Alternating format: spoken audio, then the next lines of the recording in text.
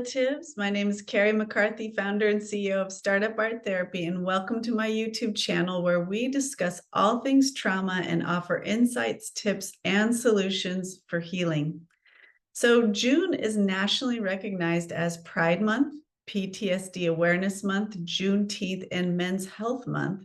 So we'll be focusing on all these topics this month, starting with the first week, this week, focused on LGBTQ pride.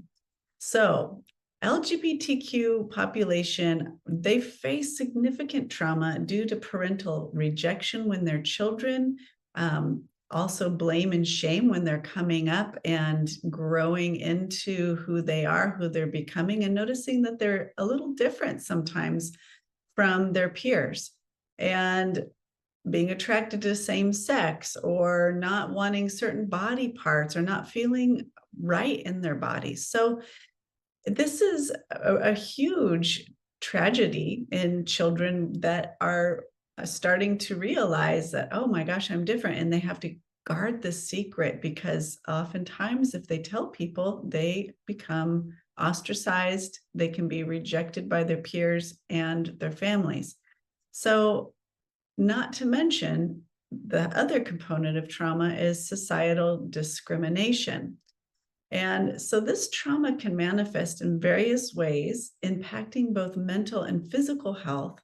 And individuals may experience anxiety, depression, PTSD, leading to feelings of worthlessness, isolation, and also having suicidal ideation, that they just don't want to be here. And oftentimes, many of our relatives have taken their own lives because it's just too painful.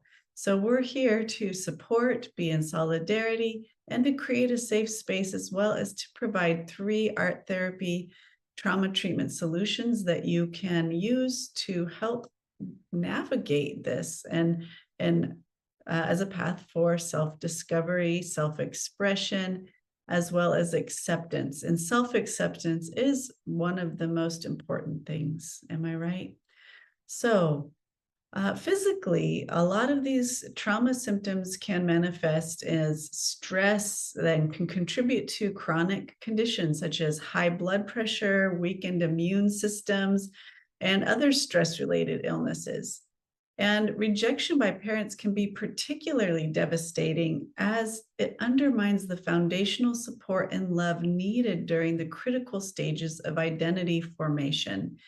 And discrimination and marginalization in the world at large and society further exacerbate these issues, creating environments where LGBTQ individuals constantly feel unsafe and unaccepted, and can often, in history, we know there's movies been made where it can be very dangerous and lead to homicide and death.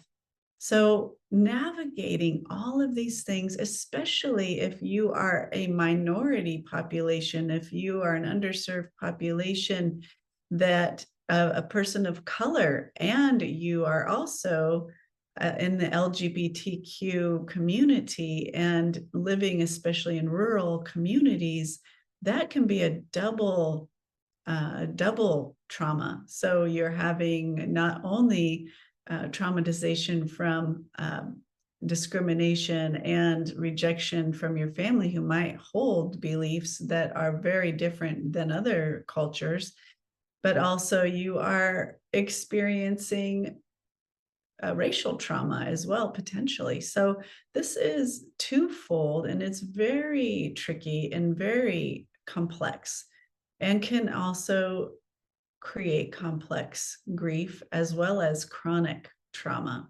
and as well as acute traumas in between. So healing this trauma requires a multifaceted approach, and art therapy has been a proven tool in this process for healing. So we're going to talk about 3 things that you can do to start to heal the discrimination trauma and the rejection trauma and the feelings of shame and blame and self-hatred, self-loathing, and start getting your brain to be geared towards resilience and self-love. So one is expressive painting. And I know a lot of people are averse to art, but this is just about you doing and engaging in the process of art, not creating some museum gallery ready product. So finding a medium of paint that you like and being able to paint on a canvas and paint from the right brain, your imagination, and use colors and brush strokes to convey your emotions and experiences. So, this is a form of nonverbal communication that can help release pent up feelings and provide a sense of control and agency over the narrative, over the story you're telling yourself and the story that other people have told you. And you can actually paint the exact opposite. Try painting what it's going to be like when you have complete peace in your heart and have come to terms with the beauty of who you are. So, for example, LGBTQ individuals might paint abstract representations of their emotions, which can be therapeutic in visualizing and processing complex feelings that are difficult to articulate.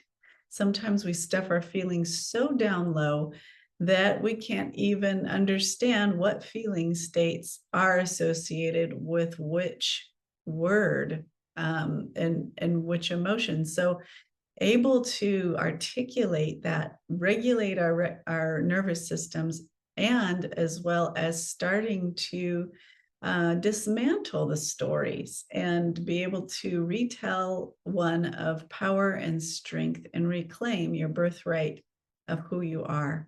So I used to work with, when I saw clients regularly, uh, I was working in a reservation, a very small reservation, and working with the US federal government with Indian Health Services. And I had several LGBTQ community clients, and they would come to me with all kinds of these issues that we've just talked about: rejection from parents, rejection from family, rejection from the small tribal communities they were part of. And as well as being a minority and facing racism on a daily basis in the Midwest, this was, a huge impact on their physical and mental emotional health.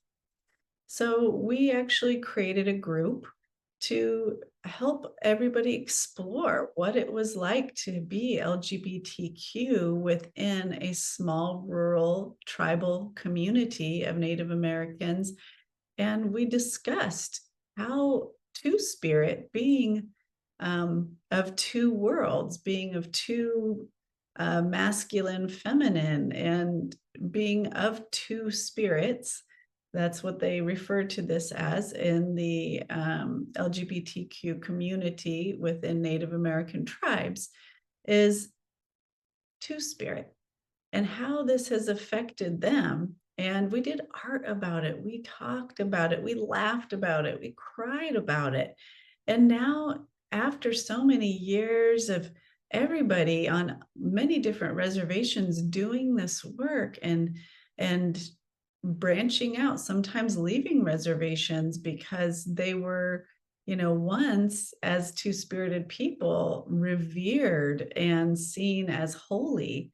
Um, or the Lakota call it Wakan, is holy. Then what happened during colonization, in order to be able to eat food and sustain life, they had a lot of tribes had to convert to Christianity. And this was a problem for Two Spirit because Two Spirit communities who were once revered suddenly became evil and labeled as uh, pathological. And they even have DSM-4, I think, still had homosexuality is listed as a pathology.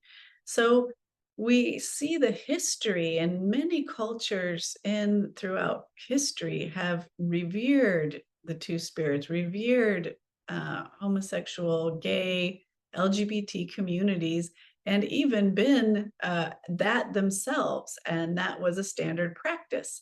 So how we've gotten from that to where we are now, that's another story. But here we're here to heal the trauma from the modern day views and um, um, marginalization from that. So another technique is collage making, and where participants can create visual narratives using images, textures, and materials that resonate with their personal journeys. So this method allows them to piece together aspects of their identity, experiences, and aspirations in a tangible form. And collage making can be particularly empowering as it enables individuals to reconstruct their experiences and see their lives as a cohesive whole, and finding new meanings and insights in, in the process of doing it. So, and another third art therapy technique that's really great is sculpting with clay. Sculpting with clay is a tactile, sensorial art process that allows us to engage the bottom part of the brain and spark that like a car motor and start building new neural networks towards resilience and empowerment. And you can actually take the clay, put an intention, even think about a theme that you want to create and express through the clay, and start sculpting. See what your hands do. Or it can be an intentional where you actually say, I'm going to do a sculpture of X, Y, and Z. You could even make dioramas of your experience using multiple figures. Families, create your family and be able to see what comes out in the artwork. So this is really important to be able to do with yourself, but I encourage the LGBT community to be able to get together and heal amongst each other, because having a group of like-minded people who've all dealt with the same commonalities throughout time is really important. So I am encouraging you to also possibly, if you feel the need to, seek therapy, either group or individual therapy. And there's a lot of different therapists that are creating groups, like I used to have, that focuses on LGBT communities and issues you face.